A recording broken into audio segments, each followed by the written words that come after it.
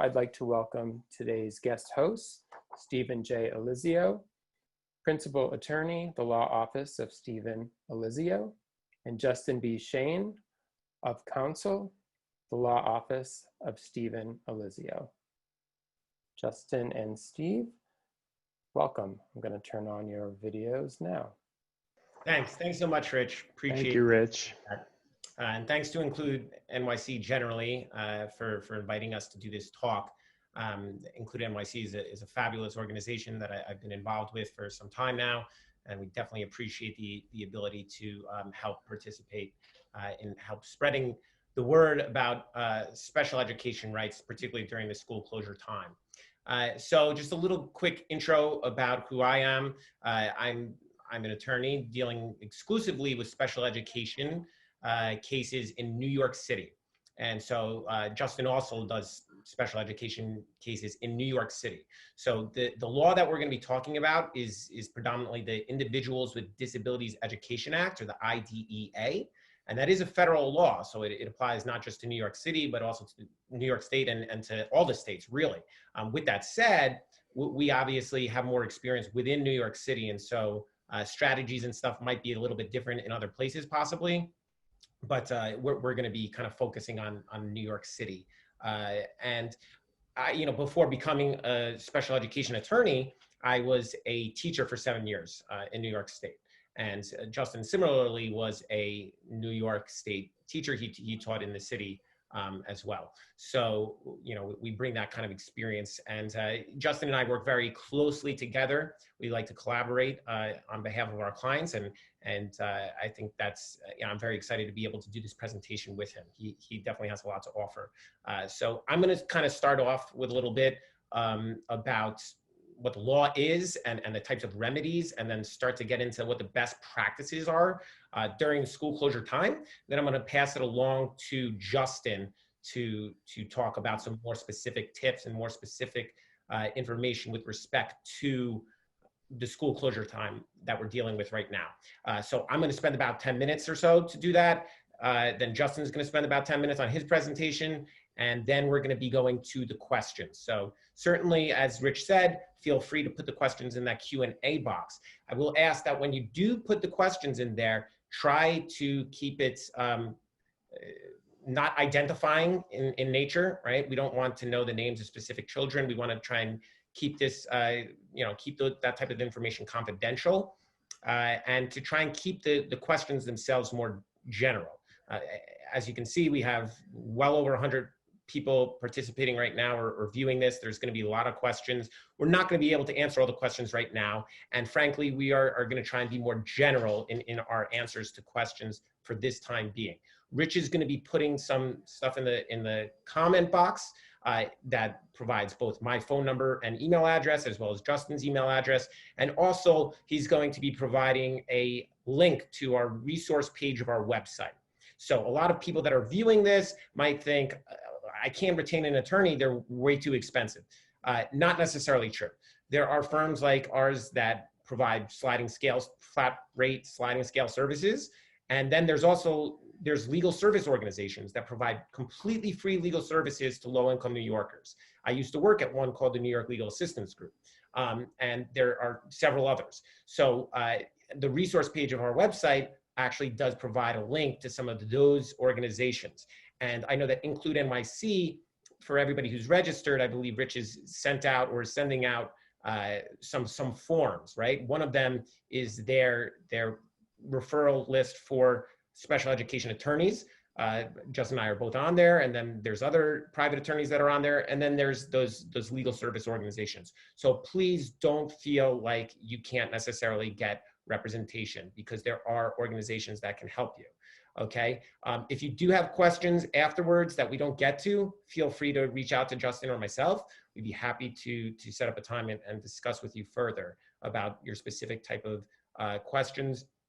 Okay. And then again, just more generally, we are providing general advice. It's not to be construed as legal advice for whatever your particular case is. The facts of a case are very important. And if some people on here might be working with other attorneys, people have different strategies. So really just keep that in mind.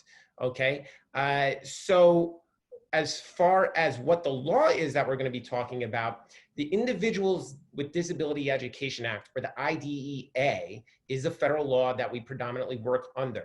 And it entitles students with disabilities to what's called a free appropriate public education, commonly referred to as a FAPE. And you might be wondering, well, what does that mean? What does it mean to be a free, appropriate public education?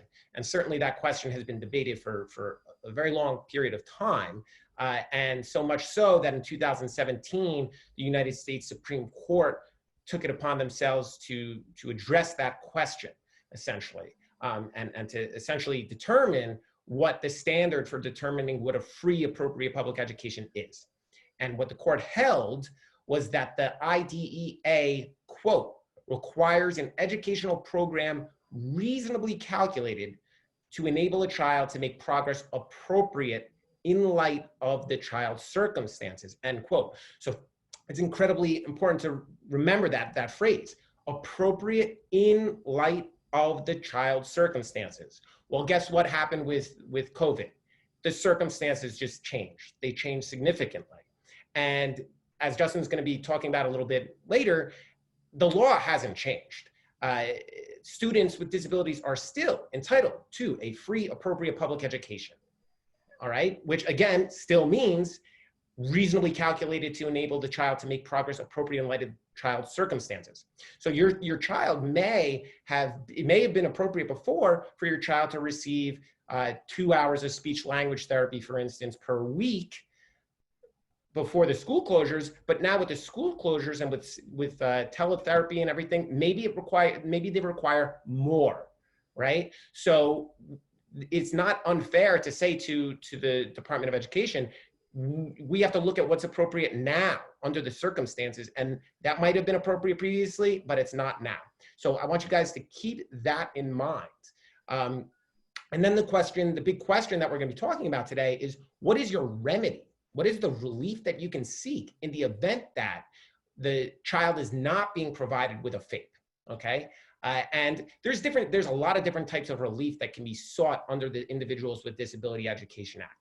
A lot of you might know of students seeking private school tuition. That's something that can be done. There's getting independent evaluations paid for. That's something Justin will discuss briefly later. But then there's something called the compensatory services. And frankly, private school tuition, that can take the form of compensatory services. We have successfully done that in the past, where we've said, as a result of the department failing to provide a free, appropriate public education for the child in the past, the Department of Education should have to pay for a private school going forward. So we have done that, but more likely is getting the private school tuition as a forward-looking form of relief for the upcoming school year, for instance.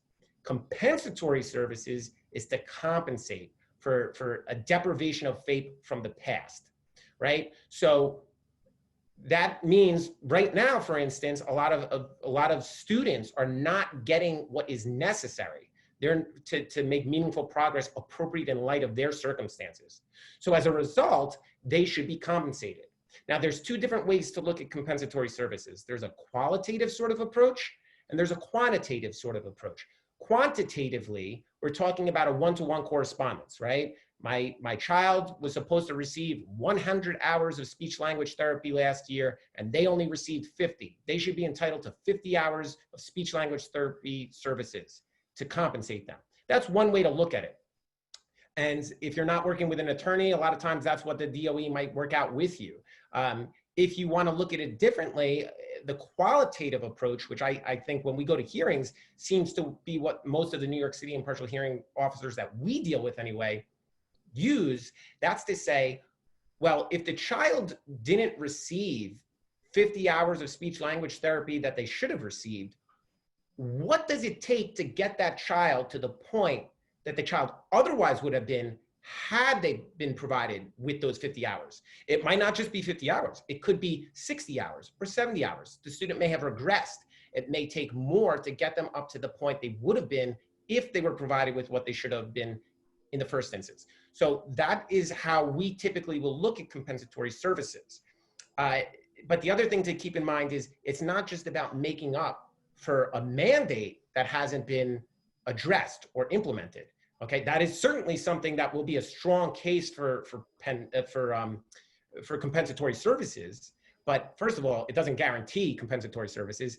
If the student made tremendous progress even without getting what they were mandated to get, they might not even be entitled to compensatory services. You know, alternatively, they might have gotten everything that they were mandated to get, but what they were mandated to get was not appropriate in light of their circumstances. And so in those types of cases, a lot of times we'll get an evaluation for the student, or we'll work with providers and figure out, well, that 2 hours a week of speech language therapy, that was not appropriate. This child should have been getting 4 hours of speech language therapy per week, right? And so now how do we determine what the comp services are going to be? So that's just something to think about in terms of compensatory services. Now, I'm just going to very briefly introduce the idea of the best practices during school closures, and then I'm going to turn it over to Justin. But the big thing for best practices during school closure is collecting data, right? And that's true basically for most special education cases. You know, you want to try and get things in writing. It's not just about having phone calls. Get things in writing. Now, parents, more than ever, I mean, parents are always supposed to be a very important part of the IEP creation, but now more than ever, they're the ones that are seeing their children at home, day in and day out. You're watching the programs unfold. And so this is a time where parents have even more of a voice, if anything. They have more credibility than even before. And it should have been given a lot of credibility beforehand as well. But you want to focus on collecting data. I know Include NYC has passed along some form of documentation, a way to collect data, a document to do that. That's not something that Justin or I made. It's not something that we're explicitly endorsing or anything, but we think that it gives a good idea of how you can collect data. You might want to tweak it to your own purposes, but you certainly should be trying to figure out what is going on during this time. And the last thing I'm going to basically mention before we pass it over to Justin is that going back to that idea of appropriate in light of the child's circumstances, hold the school district accountable. So for instance, I have a client that I spoke with today who has an IEP meeting scheduled for tomorrow. And I said, you ask the Department of Education, if there's going to be school closures, what are you going to do to make sure that you're meeting this child's needs during the school closures? I mean, that's what they want to ask all the private schools that parents are unilaterally placing their children in. It's the same thing for them. Like, well, what are you going to do? Because you might be recommending something on this IEP, but if we don't have a physical placement ready for the 12-month program or even for September, then what are you going to do to meet this child's needs? So ask these questions, document things, get that information. All right, Justin, I'll leave it for you to take over. Thank you, Steve. Just to add to Steve's last point, we have seen instances where schools have been creating separate virtual IEPs or remote service IEPs, which you know, I would consider a best practice on the part of the schools. However, it's not across the board. There's no legal requirement at the moment that we know of requiring them to do this. And the state has issued guidance saying that it's not mandatory at the moment. But again, this is sort of a situation that's in flux. It's a fluid situation. So depending on how long this lasts and how long the remote learning continues, it may get to the point where IEPs really do need to be rewritten to kind of adjust to the remote learning world. Switching back to what Steve began to speak about in terms of best practices for setting up your compensatory education case. And you can go, like he said, you can go at it in a number of ways, but I think one is sort of the quantitative approach, which is basically just how many services or classes did my child miss? And again, the tracking sheet, which is I believe is a Word document that was sent out with the Include NYC materials, is a really valuable device for that, because it allows you to look day by day and really just check off, okay, did my child receive speech today? Did they receive OT? Was there special education teacher present in the ICT remote learning classroom that they had? All these things are valuable to keep track of. and could be used later in an impartial hearing for compensatory services. Could also be used in a conversation just with the school about how they're going to make up these missed services and deficiencies. If you haven't done this already, you know, we're 2 months into remote learning, I wouldn't panic. I would go back, look at your emails, look at some of the materials your student has created, and just try to piece that together. What have they missed? There were also some situations broadly applicable to all of NYC where there was a gap for some people in obtaining the technology that was necessary to access remote learning. Not everyone has computers, not everyone has Wi-Fi. So there may have been a gap there, and I think that's something important to note for yourself. There was a gap in the time when outside providers, such as SEAT providers, SETS providers, speech, OT, where these outside providers weren't sure if they were going to get paid for remote services, so they weren't providing services. That's another thing to look back on and note for future purposes.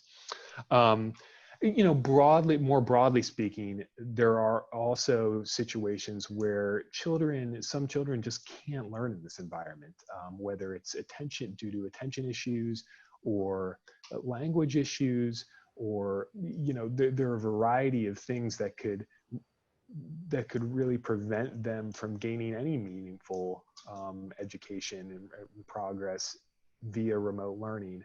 That's something you want to document. And I think, you do that by communicating with the school, communicating your difficulties with the school. There's no need to be kind of nasty about it, but just create that record. This is what my child was able to do today. This wasn't, they missed this. They weren't able to complete this work.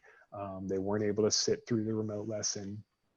This is all stuff that's important to document. From a qualitative standpoint, Steve talked about there's also a qualitative approach, and that's something we see more on the impartial hearing end. That's where evaluations really come into play. And now as the school year winds down, now might be a good time if you've sent your child to a neuropsychologist before, to contact them and see if there's maybe some diagnostic testing or other objective testing that they could do to see what levels your child is at currently. Same goes with a speech provider or an OT. Just to some objective tests to see, was there any slippage during this time, and that would set you up for compensatory service argument. The school is also, if you've not gotten an evaluation this year, you can ask the school for an evaluation. Those obligations have not been lifted during this remote learning period. If you've received an evaluation from the school, or if you've requested one and they have not provided one, then you might be entitled to funding for an independent outside evaluation. That's something that Steve and I handle quite frequently, and we'd be happy to talk to you about your specific situation offline after the presentation. But these are all tools that you can use to kind of set up your case for compensatory education. Moving on just to some other sort of other issues that are kind of coming up now as one school year ends and another begins. Overall, the timing requirements contained within the law and the regulations under the IDEA, they haven't been changed as a result of remote learning. So there's still a requirement that the school hold an annual review of your child's IEP. There is still the requirement that they evaluate the child every 3 years in the event that they have been classified as a student with a disability. In the event of an initial, if you're seeking to have your student classified as a student with a disability, there's still a 60-day period from the time you consent to evaluations to the time the DOE needs to complete the initial evaluation of the student. These timelines are all still in place. Now, the state has issued some guidance saying that there should be some flexibility around this, and in general practice there is, but just know that overall these obligations that have been in place for years still hold. There's nothing new there. Similarly, if you are a parent with your child in a unilaterally placed in a non-public school, the same procedures are going to apply. And again, Steve and I were speaking very generally. And if you do have an attorney, you should absolutely rely on their advice. But we're just trying to give you a sort of a general overview of these things. But the rule that you have to provide 10 days notice of a unilateral placement in a non-public school, that hasn't changed. All these requirements are still there. One thing that has come up quite frequently recently this time of year is school location letters. If you've received a school location letter, particularly if your child is changing schools for DOE schools for next year, it's typically our practice to have parents tour the school, speak to administration there, determine whether the school's capable of meeting the mandates on the child's IEP.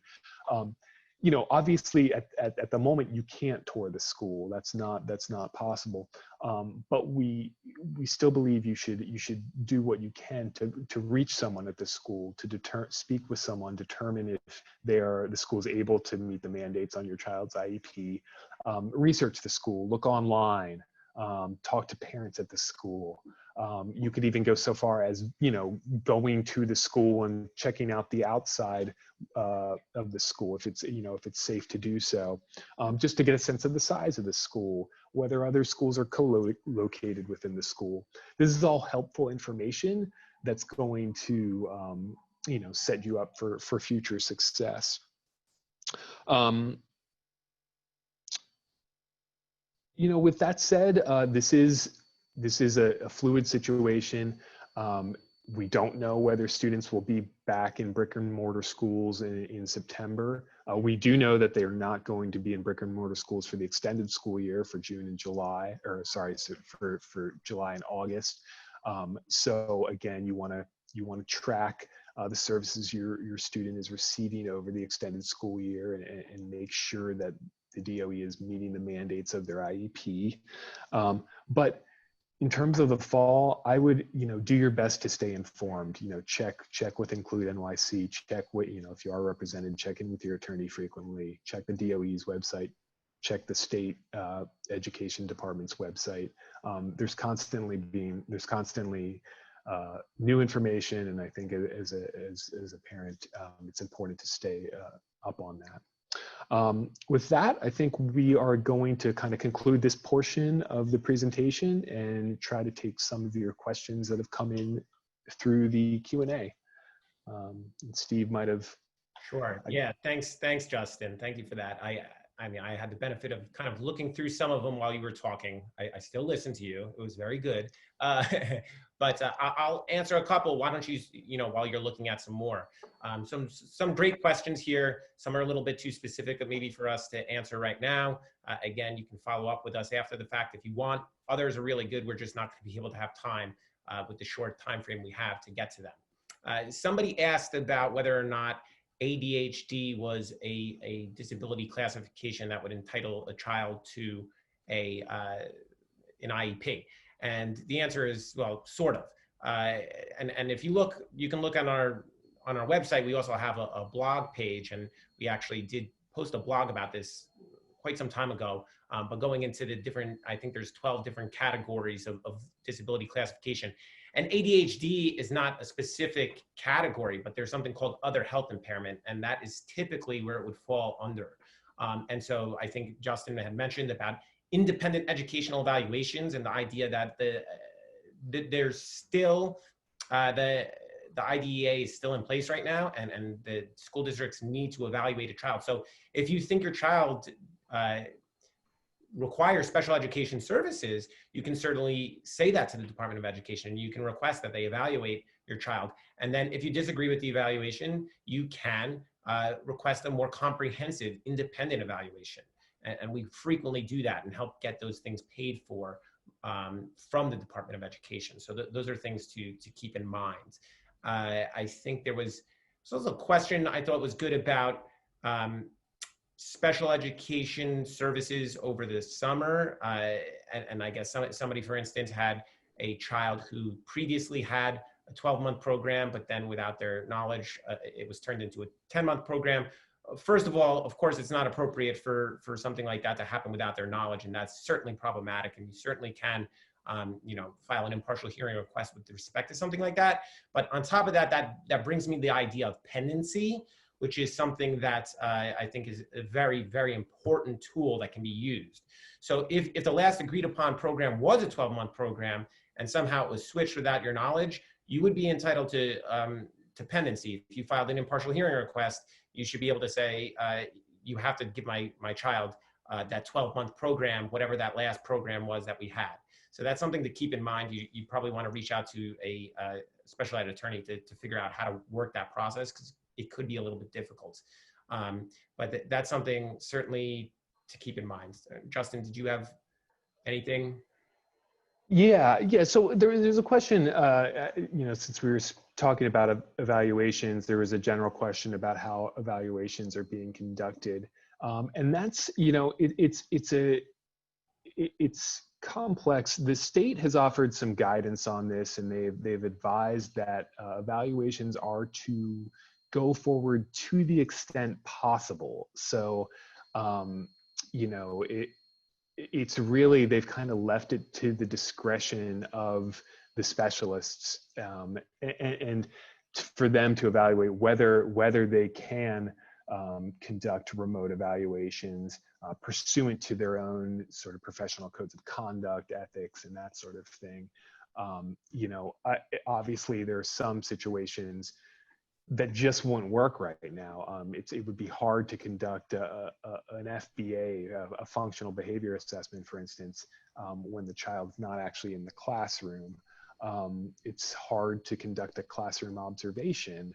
Although even in that instance, the state education department it said that it could be possible if you're filming your child while they're engaged in remote learning. So that's really something you would have to take up individually with the school and discuss with them, or your private specialist if you're working with one of them. All right, so I see a question about how do we pursue 12-month services for students who are only mandated 10-month services, right? So that's a great question. The Department of Education, typically, they look and say, we only offer 12-month programs to students who require it in order to avoid regression. And they usually want to see some form of data demonstrating that they've been regressing during long vacations or whatever the case may be. Things are a little bit different now. There's maybe a little bit more of a rationale to say, well, maybe they were a 10-month student beforehand, but as a result of not getting what they've been needing over this period of time, maybe they might not regress just over a summer, but since they're not really getting a full program right now we're talking about almost half a year, they're gonna regress because they've only been getting a partial program or whatever the case may be. A lot of times what it comes down to is getting experts and professionals to back you up, right? Justin and I help to get things funded by the Department of Education, but we're not the ones that can say, we have to rely upon the professionals. So if you have a neuropsychologist, you might reach back out to them and say, what do you think now? Or you want to ask some of these evaluators, I think Justin may have said that before, to look and see, has there been some slipping in terms of what they've learned? Have they been regressing during the school closure time? And then potentially to produce that, right? You show it to the Department of Education, you send them, here's a letter from Dr. blah, blah, blah, who's explaining that my daughter or my son will regress if she's not provided with a 12-month program, especially now, or whatever. Get that information, get that documentation, and provide it to them. and request it and put it in writing. Now, at the end of the day, can you force them? No. Same thing at an IEP meeting. You can ask and you can ask and you ask as many times as possible. You know, don't be rude about it, but you can be firm about it. And if they don't do it, that's when you contact an attorney possibly, right? And then it's saying, okay, you know, we can't force them to do anything during an IEP meeting, but we can file an impartial hearing request. And we want to be able to show that the parents are being very reasonable. They've been trying to cooperate with the Department of Education. They're showing, look, I have all these professionals that are saying that this child needs a 12-month program. And the Department of Education refused to hold a new IEP meeting. They refused to amend it, despite the fact that these doctors are saying that this is what's needed. Then you have a very strong case. So, you know, hopefully you have some great people in the DOE that will do the right thing and work with it to get that in place in time. And if you don't, or their hands are tied, then that's when you have to go for an impartial hearing request a lot of times. There's a few questions I've seen that refer to kind of the use of things like worksheets and videos in lieu of live remote teaching, and whether that is adequate. And that's a hard question for us to answer right now. It hasn't, you know, we haven't gotten to the point where we've been able to address some issues like this before an impartial hearing officer or a judge. You know, the state guidance on it encouraged schools to be sort of creative and flexible, but whether a worksheet can replace live interaction with an instructor, I'm kind of dubious about that. But again, it's hard to give a black and white answer on that. I don't know, Steve, if you have any other opinions on that issue. There's not very many clear answers. Unfortunately, there's not very many clear answers to much of anything right now. And that's part of, I think, why we're really pushing it and advocating for documenting what's going on, right? And to really collect that data, because that is the thing that we need to use. The data is what's necessary to back up your claims for things. A lot of times we have clients or potential clients come to us and it's clear that the child is not receiving the type of program and services that they require. But we say, well, we need to know what it is they need. And you might have an idea what it is, but we need to get the professionals to tell us. So definitely, you know, coming back to that, collect the data. Somebody asked, and I think there's been a few questions about this, about the evaluations. And I know Justin discussed it a little bit, but just to go a little bit back to that idea of the evaluations, you're still able to request what's called an independent educational evaluation if you disagree with an evaluation that is conducted by the Department of Education. Then there's a question of, well, you know, there's not that many providers necessarily or evaluators willing to do these evaluations. Now, it depends. I mean, we've had some evaluators do some pretty good evaluations given the circumstances that are, and again, appropriate in light of the circumstances. Well, right now, you know, that might be what's necessary. For certain types of disabilities, it's not going to make sense, right? For certain types of disabilities, that it needs to be an in-person evaluation. And I think there are some providers that are doing those as well right now, or are about to. I certainly know that that's the case.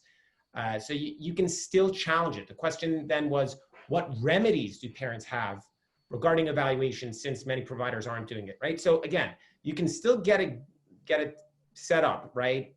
Unfortunately, in New York City, the impartial hearing system is a little bit in shambles right now. This is not news.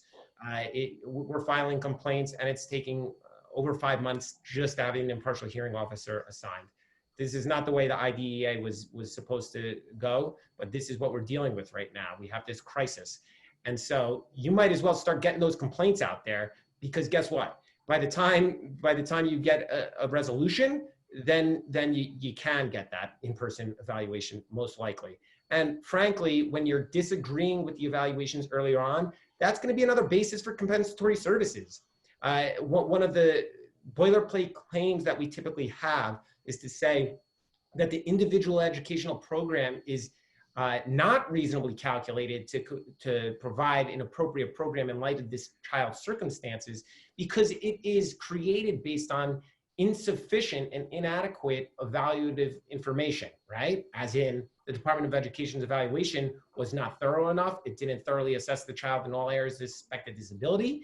And as a result, the IEP that was created is not reasonably calculated to confer appropriate benefit on this child. So, you know, when you start showing that you've been challenging that and disagreeing with it all along, that's going to help strengthen. And then once you get that IEE, it's probably going to strengthen the compensatory service claim. I saw a question about whether in-person sets or SEIA providers were considered, were exempted and were able to actually provide in-person services under the pause. My understanding is that in certain situations they are exempted if there is a unique circumstance where the child absolutely requires the individual in-person instruction. I do believe that's sort of like a case-by-case determination, and you would need sort of documentation to back it up, likely from the provider or from an expert that you work with. But that's my understanding on that issue. It's a good question. Great. And I'll just say, I think our time is basically coming to an end in a moment. So maybe we can take one more question. I'll let Justin take the last on that. But before he does, and as he's looking for that, once we're done with that question, we're going to just ask that everybody kind of just stay on for just a moment. There's some very short little poll that Include NYC wants to do. It should not take very long at all. And then I just want to reiterate that you can definitely reach out to us. There's a lot of questions. We're happy to answer them. Unfortunately, we just have a very limited amount of time. And also, I just wanted to say our website on the resources page, again, that you were provided with, it has some videos from Know Your Rights conferences that we've done in the past. Again, it's part of the mission of our firm to provide the community with information about their rights as it relates to special education. So feel free to review, look at those videos, pass them along to people. Yeah, I'll leave it at that. Thank you all. Justin, you want to take one more question? And I think we have to wrap it up. Yeah, I saw there a question about sort of a school-wide issue where special education services were not being provided. And there is always the individual route of requesting an impartial hearing or contacting an attorney, but you can also just kind of raise a stink about this and get the DOE's attention. Contact your CSC, contact sort of higher ups in the department. That kind of sort of advocacy, self-advocacy can get you places sometimes. Not to say that you shouldn't contact a lawyer. Steve and I are always happy to speak with you. But when it's that sort of system-wide, it's a problem. And I think, the quickest solution oftentimes is to just contact someone from above to see what they can do. Thanks again. It's pretty much, I think, all we have time for right now. Again, we put the resource page up one more time. It's on the comment box, so feel free. And thank you all for listening, taking the time. Feel free to reach out to us. Justin, anything further from you? Thank you for all the thoughtful questions. And we hope, we wish you all the best and to be a safe and healthy summer. Thanks so much, everybody. Take care.